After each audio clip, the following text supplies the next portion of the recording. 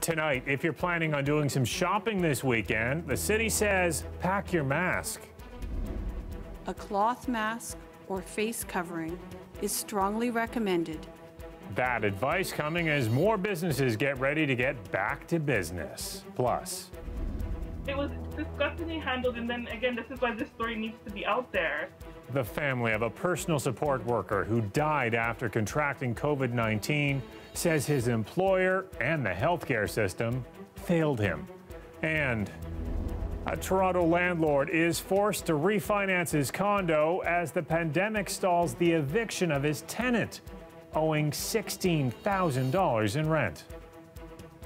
Good evening, I'm Mike Wise. This is shaping up to be a busy weekend for many small business owners. Starting tomorrow, hardware stores and safety supply stores will be able to open their doors to customers once again. And on Monday, all retail stores with a street entrance can start offering curbside pickup and delivery.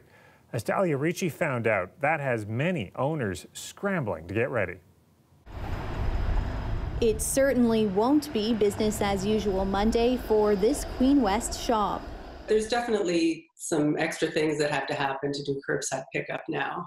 Things like new signage, determining staffing, and last-minute logistical changes will all have to be nailed down this weekend. I'm going to get a wireless payment terminal.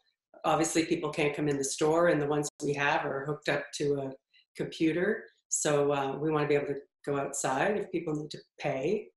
In a retail environment, when physical distancing cannot be maintained and you are in close contact with others, a cloth mask or face covering is strongly recommended. The city says businesses can request temporary parking pickup zones and curb lane pedestrian zones to help stores accommodate physical distancing while serving customers. We know some retailers will open for curbside pickup because it works for their businesses, while others won't because it isn't financially or practically viable for them. That's mostly the case for this clean beauty boutique. The product that I sell, people like to touch and feel, and I was already cautious of that to begin with and already had hand sanitizer at the front of the store. Candace Ornstein says she's focused on deliveries for now and doing it all herself. My doors are really quite closed, and specifically because I deal in beauty products, and so I absolutely want to make sure that it is as sanitary and as clean as possible. Both business owners say they appreciate the support of their customers as they try to find new ways to keep their businesses running. I think if you talk to any small business owner right now, they're going to tell you they're working harder than they've ever worked. Talia Ricci, CBC News, Toronto.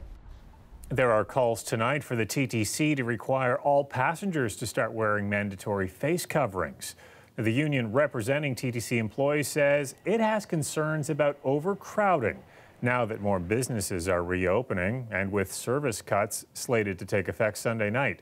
The TTC is already taking steps to help keep employees and riders safe by restricting some seating areas on vehicles, implementing rear door boarding on buses, and using more frequent deep cleanings. Asked about the union's request today, Mayor Tory said the safety of TTC employees and riders is under continuous review and it could be considered. A staggering jobs report out from Stats Canada today as we got a better picture of just how much COVID-19 has devastated our economy. Canada lost 2 million jobs in April. That's 3 million over the course of this pandemic. And Ontario is accounting for about a third of all that. Since February, the province has lost more than 1 million jobs, most of them in retail, accommodation, and food services, and the manufacturing industry. That's about 1 out of every 7 working Ontarians. About a quarter of those job losses were right here in Toronto. And we're hearing tonight from the family of a man we told you about last night. Leonard Rodriguez is the 5th personal support worker to die from COVID-19 in Ontario, and his family is speaking out, saying not only did his employer fail him, so too did the healthcare system. Natalie Nanowski has the details. 61-year-old Leonard Rodriguez was the handyman in the family, dropping everything to help those in need. He was just always a giving person. He wants to see the job get done. He passed away on Wednesday. His wife and daughter now have to wear masks because his daughter tried to save him with CPR. We weren't wearing masks or anything because it's just, again, you have to just act. So we had so we were exposed, more or less. Initially, the family didn't think much when COVID-19 hit until they learned Leonard was buying his own personal protective gear from the dollar store because the assisted living facility where he worked didn't have any. I asked him, why didn't you come home? Why didn't you just leave the job and come home? You have the right to leave work that is unsafe. But he continued to care for his clients until he was exposed to COVID-19. By May 4th, his wife says he was delirious. She called 911 and says she was given the runaround, eventually being told to take him to Humber River Hospital herself. A few hours later, he stumbled home alone with a prescription. And we thought they were going to keep him at the hospital. We thought they would keep him. Humber River wouldn't explain why Leonard wasn't admitted or if they're looking into what happened, citing privacy concerns. The union Leonard belonged to is going to look into why his workplace didn't have enough PPE. We saw the wave through the hospitals and the long-term care facilities, and now, are we going to see this in assisted living? I mean, I hope not, but it seems to be, if I've got six members, including Glenn, that have tested positive. Today, Ford stressed that there is enough gear, saying to personally call him if you can't get a hold of any. But the family is floored by the chain of events. His daughter says when paramedics finally arrived on Wednesday, she was left administering CPR as they figured out what to do. It was disgustingly handled, and then again, this is why this story needs to be out there. Toronto police say the initial call on May 4th was transferred over to ambulance services, but they don't know what went wrong after that. Toronto Paramedic Services says that it's looking into both calls, the one placed on May 4th and May 6th when Leonard died, and will get back to us with information shortly. Natalie Nanowski, CBC News, Toronto. Well, another union which represents 3 of the frontline workers who recently died from the virus brought their concerns about safety in hospitals right to Queen's Park this afternoon.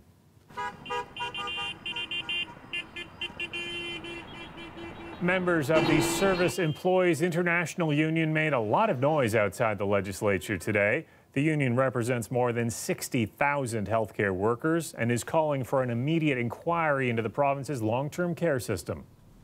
We need to know what went wrong, when it went wrong, and why it went wrong. And we absolutely cannot repeat this again in the second wave that may come in the fall. We need the proper PPEs, we need infection controls, we need inspectors inside the facilities inspecting, and we need to make sure that the frontline care givers and the residents and the patients are much more safer if there's a second wave that comes. The union also wants the province to expand the list of frontline workers who can qualify for a pandemic pay bump. There's new funding for meat processing plants today. The province announcing just over $2 million to help protect workers from COVID-19. It comes as we're learning about the death of a worker at a chicken processing plant in Brampton. At least 25 workers at Maple Lodge Farms have tested positive for the virus. It's just the latest meat processing plant in the country to declare an outbreak. Now, the plant is still running, albeit with fewer shifts and just 1/3 of its regular staff. That's to encourage safe distancing. The employees' union says it has been working with the provincial and federal governments looking for help right across the industry. To do things like encourage them to change the lines to keep people apart so that they're not shoulder to shoulder, that production is happening at an appropriate pace, that people can be safe, and that there is all the necessary equipment to keep people safe, like personal protective equipment. Maple Lodge Farms released a statement first offering condolences to the family of the worker who died, while also detailing safety improvements it's brought in, like requiring masks, physical distancing in common areas, including plexiglass shields in the cafeteria, staggering shifts, and frequent deep cleaning. A Toronto landlord says COVID-19 has stalled the eviction of a tenant who owes more than $16,000. Now, that tenant is a lawyer, and what's more, we've learned this isn't the first time landlords have had trouble collecting rent from him. As our Farah Morali tells us in this exclusive story, his latest landlord says he's forced to put his life on hold because of all these troubles. We were excited. We thought, wow, a lawyer wants to rent our place. It'll be great. That was Danish Chigani's initial reaction when he found a new tenant. Christopher Roper, an immigration lawyer, moved into this furnished downtown Toronto condo. But almost immediately, Chigani says the checks started bouncing, and that was a year and a half ago.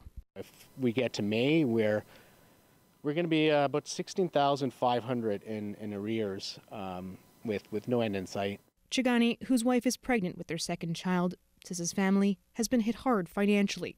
They'd started renovations on their own home, but were forced to stop because they simply ran out of money. The impacts, go from, not being able to install a handrail, right, that my pregnant wife could really use to get up the stairs, to not being able to, finish the renovation as a whole. He tried to evict Roper earlier this year, but Roper appealed and that order was stayed.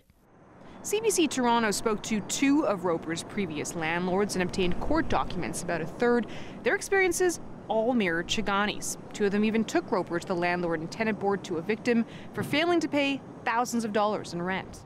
Complicating everything, LTB hearings are on hold because of the pandemic. Rental housing providers right now are sort of in this kind of suspended state where they can't really move forward on these things. Roper declined an interview request with CBC Toronto, but issued a statement which said in part, "It would not be appropriate for me to provide a statement at this time, given that the Chigani matter is a current proceeding before the LTB."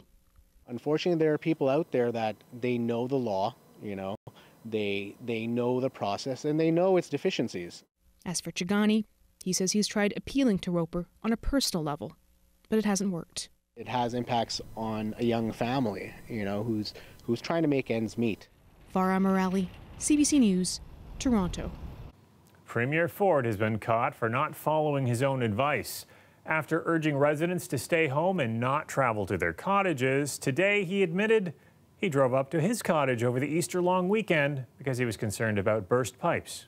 On Sunday morning of Easter, my team told me I got the morning off, and it was the first time I got off in, 2 months.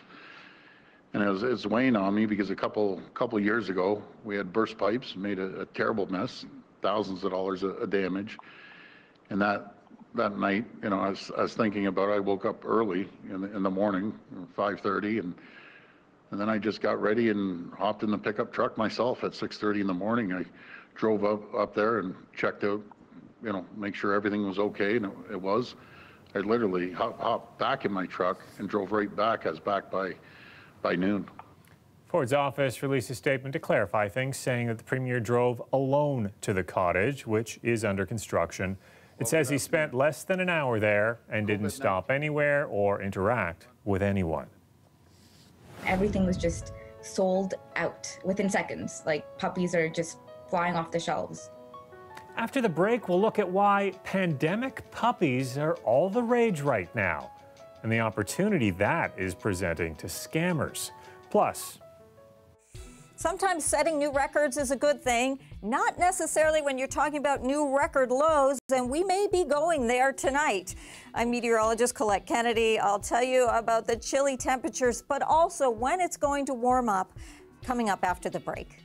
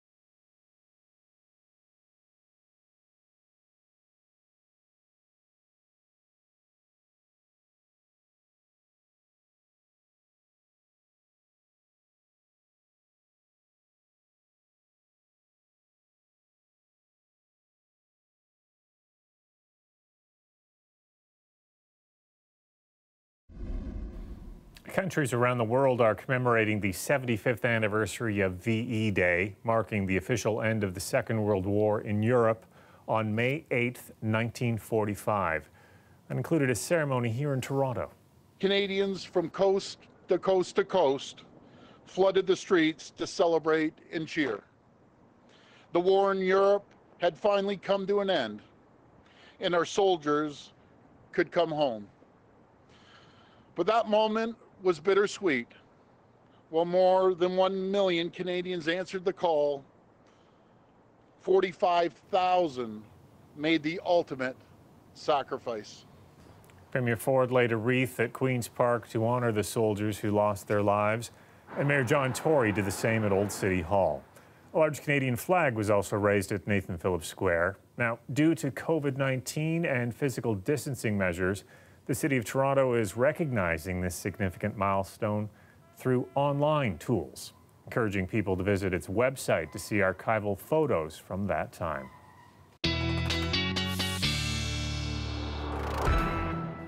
It's time for a look at the all-important weekend forecast with Colette Kennedy. And now, not only is it cold tonight, Colette, it could be record-breaking cold. Yes, Mike. I can't believe this, where we are in May, and yet here we are talking about some of our temperatures falling to what will likely be some new records overnight tonight, including for Toronto. So very cold air in place, and here we go again as well with frost advisory through the Niagara region, Hamilton included.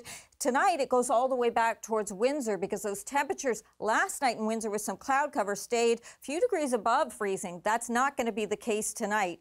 Just a reminder, whether we want to look at it or not, that our average high is around 17 degrees at this time of year and our low around 5.4, which we could struggle to even do that for a daytime high today.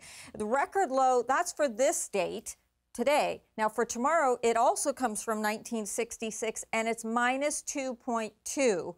So think about that. Remember that when I get to our overnight low tonight. Our temperatures today, though, from some of those cooler readings, you can see that struggle to kind of even get to 5 degrees. In some cases, it was a roundup. Oshawa up to 6 degrees. And then those wet flurries pushing through as well, dropping the temperatures down quite dramatically at times. That northwesterly breeze also strong. So that brings in the wind chills and it starts up the lake effect snows. So 5 centimeters in the lee of Lake Huron. Yes, that's possible, or Georgian Bay, and some of those wet flurries tomorrow afternoon making their way down into the GTA as well, and we'll be seeing that even possibly into the evening hours. As we get towards Sunday, which is so important, of course, because it's Mother's Day, and hopefully you have some kind of plans, even though it may be from a distance, to spend some time with Mom. It does look like we'll see some showers later in the day moving into southwestern Ontario. Not only that, there's going to be a risk for some thunderstorms embedded in this as we get into the latter part of the day. Closer to the Niagara region and around the north shore of Lake Ontario, though, I think this will hold off until we get into the evening hours. So most of the day does stay dry for Sunday, but more importantly, the temperatures will be coming back up. Overnight tonight for southwestern Ontario, minus 3 degrees is what we're talking about.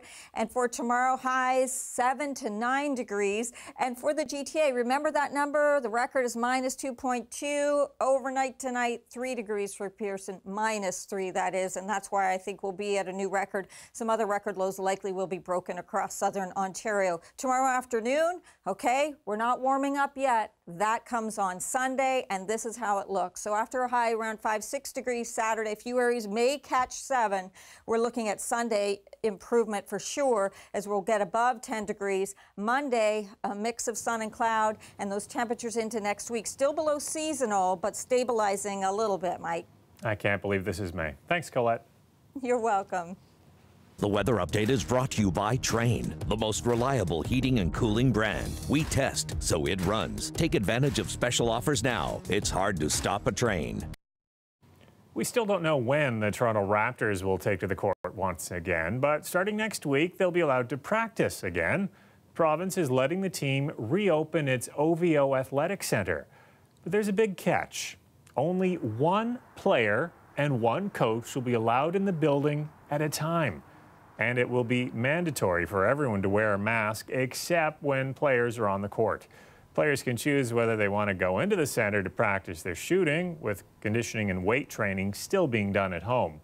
Now, the center's strict protocols will be enforced. The space will be thoroughly cleaned before and after each visit, and temperature checks will be taken every time someone enters the facility.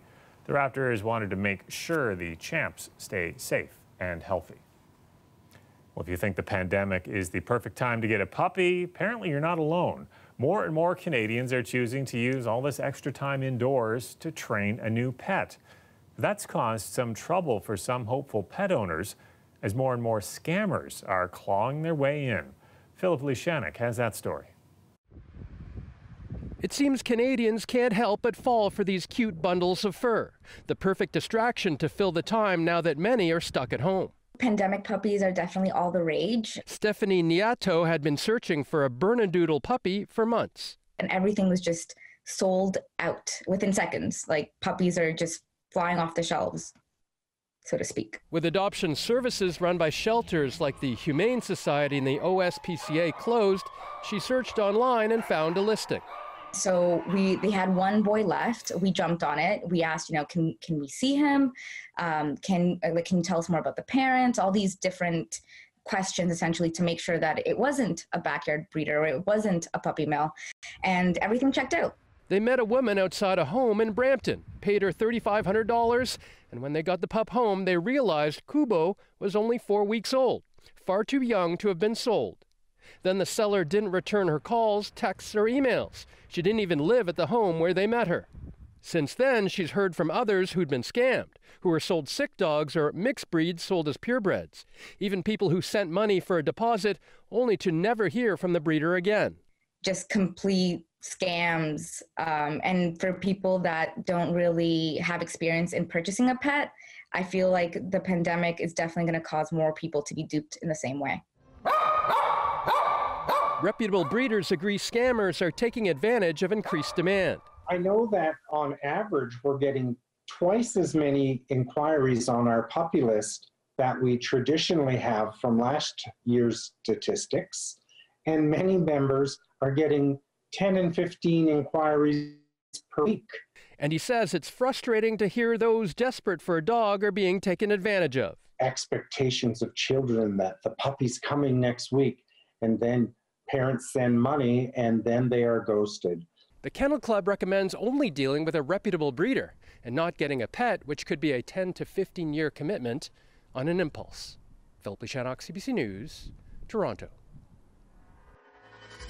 After the break, we'll have today's Frontline Hero. Stick around for that.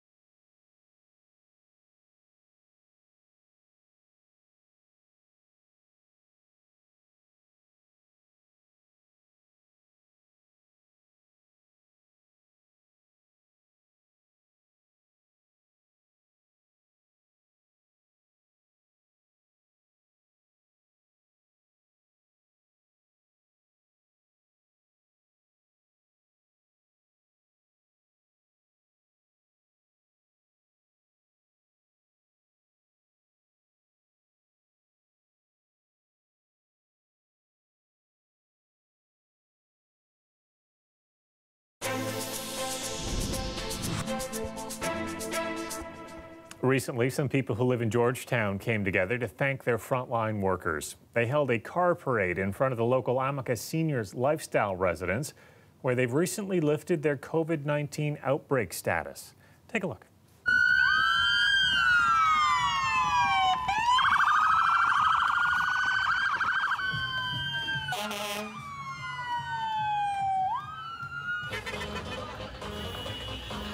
Officials with Amica say they plan on continuing these types of activities for the duration of the COVID-19 pandemic and beyond.